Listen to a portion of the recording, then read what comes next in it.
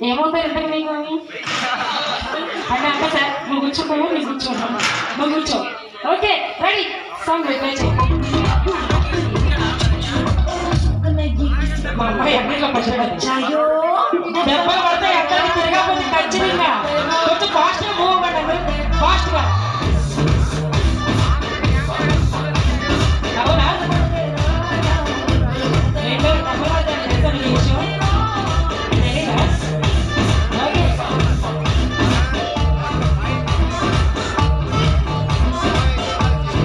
కూర్చోమని దగ్గర మమ్మీ రెడీగా ఉన్నారు ఇట్లా అంటే కూర్చుంటారు అవి